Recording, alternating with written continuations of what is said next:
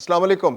اسلام آباد اور راولپنڈی فوکس ہے اس لیے کہ وہاں پر افغان پناہ گزینوں کو ڈھونڈ ڈھونڈ کر نکالا جا رہا ہے۔ ہر ٹاؤن میں، ہر علاقے میں، ہر گھر میں تلاشی ہو رہی ہے، چھاپے مارے جا رہے ہیں اور ڈھونڈا جا رہا ہے کہ افغان پناہ گزین کہاں کہاں چھپے ہوئے۔ گزشتہ روز بھی چھاپوں کے دوران، کریک ڈاؤن کے دوران 15 سے زائد افغان نیشنلز کو گرفتار کر کے حراستی مراکز بھجوا دیا گیا ہے اور وہاں سے ان کو واپس بھجوایا جائے گا۔ اس کے علاوہ پاکستان سے افغانستان کے شہریوں کو واپس ان کے ملک بھجوانے کا عمل بہت تیزی سے جاری ہے۔ گزشتہ 3 روز کے دوران 21,000 سے زائد افغان نیشنلز کو ان کے ملک واپس بھجوایا جا چکا ہے۔ اس کے علاوہ گزشتہ روز بھی تقریباً 10,000 افغان نیشنلز کو پاکستان اور ایران سے واپس ان کے ملک بھجوایا گیا، جن میں سے 7,000 سے زائد پاکستان کے علاقے سے واپس ان کے ملک گئے۔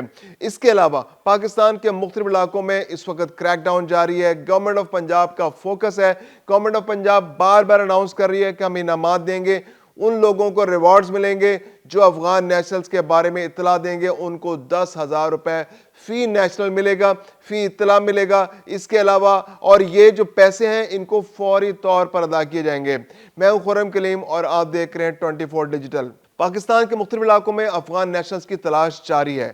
راولپنڈی اور اسلام آباد بہت فوکس میں اس وقت، کیونکہ دہشت گردی کی وارداتیں اسلام آباد میں ہو چکی ہیں جس میں افغان نیشنلز ملوث پائے گئے۔ اس کے علاوہ افغانستان کے شہری جو آس پاس کے علاقوں میں بھی موجود ہیں، تو ان کو چونکہ یہ ہائی سیکیورٹی ایریا ہے تو یہاں پر فوکس بہت زیادہ ہے۔ پنڈی کے اندر کرکٹ میچز ہو رہے ہیں تو وہاں پر بھی آپریشن جاری ہے۔ راولپنڈی کے اندر مختلف علاقوں میں، راولپنڈی ڈسٹرکٹ کے اندر بہت تیزی سے آپریشن جاری ہے، شہر کے اندر بھی، مضافاتی علاقوں میں بھی، ٹاؤنز میں بھی۔ اور اب تک جو ریسنٹ آپریشن ہے اس میں 300 کے قریب افغان نیشنلز کو گرفتار کیا جا چکا ہے۔ ان کو یہ وہ افغان نیشنلز ہیں جو چھپے ہوئے ہیں، جو پیو آر کارڈ ہولڈرز بھی نہیں ہیں، اور جو جن کے پاس ان کی اسلام آباد میں تو ان لوگوں کی بڑی تعداد ہے جو ویزاز پر پاکستان میں آئے تھے۔ اب گزشتہ 4 ماہ سے پاکستان نے چونکہ ویزے کی تجدید روک دی اور پاکستان نے کہہ دیا کہ آپ ایک دفعہ اپنے ملک واپس جائیں اور واپس جا کر پھر دوبارہ سے ایمبیسی سے ویزا لگوا کر پاکستان آ جائیں تو ہم آپ کو اجازت دے دیں گے، خواہ آپ کے پاس ہیلتھ ویزا ہو، خواہ آپ کے پاس ایجوکیشن ویزا ہو، خواہ آپ مذہبی ویزے پر پاکستان آ رہے ہو تو آپ کو الاؤ کر دیا جائے گا۔ یہ کہ جو آپ پاکستان میں رہتے ہیں اور آپ کے ویزے کی تجدید ہوتی رہے تو یہ اب ممکن نہیں ہے۔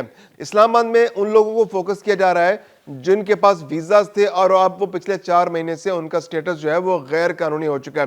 تو F-17 کا جو علاقہ ہے اس کے اندر گزشتہ روز بہت بڑا آپریشن ہوا، وہاں پورے علاقے کو کارڈن آف کیا گیا، گھر گھر تلاشی لی گئی اور گھر گھر تلاشی کے دوران 15 افغان نیشنل جو ہیں وہ گرفتار ہو چکے ہیں۔ اس کے علاوہ یہ آپریشن جاری ہے اور اس کو بھی روکا نہیں گیا، مختلف علاقوں کے اندر یہ آپریشن جاری ہے۔ پیر بدائی کے علاقے کے اندر پچھلے دنوں ہوا تھا، امام بری کے علاقے کے اندر پچھلے دنوں آپریشن ہوا تھا، اس میں بہت بڑی تعداد میں افغان نیشنلز گرفتار ہوئے تھے۔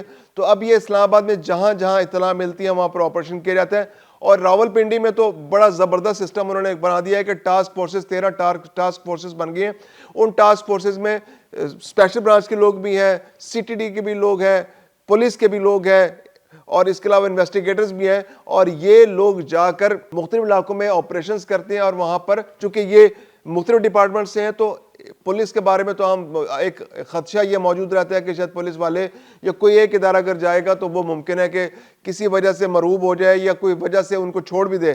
لیکن جب بہت سارے اداروں کے لوگ ایک ساتھ جا کر آپریشن کرتے ہیں، جس میں اسپیشل برانچ کے لوگ بھی ہوتے ہیں، انویسٹیگیشن کے بھی ہوتے ہیں، فٹ جو سولجرز بھی ہوتے ہیں، اس کے علاوہ ڈیٹیکٹیوز بھی ہوتے ہیں، تو جب وہ جاتے ہیں تو اس بات کے امکانات نہ ہونے کے برابر رہ جاتے ہیں کہ جو لوگ گرفتار ہوئے ان کو کسی وجہ سے چھوڑ دیا جائے۔ تو اب 13 ٹاسک فورسز ہیں، ان ٹاسک فورسز کو ہر روز اپنی رپورٹ جاری کرانی ہے۔ تو اب تک راولپنڈی ڈسٹرکٹ کے اندر اندازہ جیسے میں نے آپ کو بتایا کہ مختلف علاقوں کے اندر آپریشنز جاری ہیں، اور خاص طور پر چونکہ کرکٹ ٹیم کے میچز ہو رہے ہیں وہاں پر تو یہ فوکس بہت زیادہ ہے۔ تو اس سارے عرصے کے دوران جب یہاں پر بم دھماکہ اسلام آباد میں ہوا ہے تو اس کے بعد سے اب تک راولپنڈی کے اندر بھی 300 سے زائد افغان نیشنلز کو گرفتار کیا جا چکا ہے، ان کو حراستی مراکز پہنچا دیا گیا اور وہاں سے ان کو واپس ان کے ملک بھجوایا جائے گا۔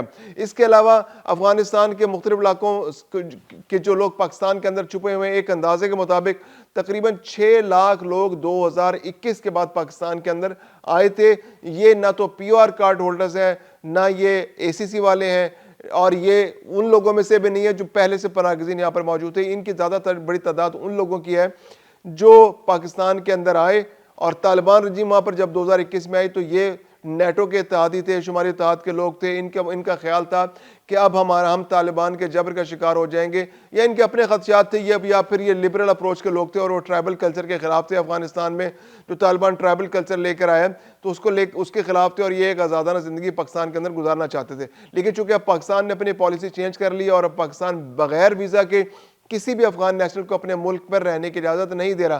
پچھلے 4 مہینے سے پاکستان نے کسی بھی قسم کا ویزا جاری کرنے سے انکار کر دیا, کیونکہ پاکستان ایک دفعہ چاہتا ہے کہ اسکروٹنی ہو جائے. گورنمنٹ آف پاکستان کی پالیسی بڑی کلیئر ہے کہ جو ویزاز ہیں, جعلی ویزا ہے, یہ سارا سلسلہ ایک دفعہ ختم ہو, نئے سرے سے آغاز ہو, نئے سرے سے تعلقات دوبارہ سے استوار کیے جائیں. اور جب سے پاکستان اور افغانستان کی کشیدگی میں اضافہ ہوا ہے اس کے بعد تو ویزا والا سلسلہ ویسے رکا ہوا ہے, کیونکہ دہشت گردی میں افغانستان ملوث ہے. جو وانا میں کیڈٹ کالج پر حملہ ہوا وہاں پہ افغان نیشنلز ملوث پائے گئے. اسلام آباد کے اندر بھی جو گرفتاریاں ہوئی ہیں اب تک ان میں افغان نیشنلز ملوث پائے گئے.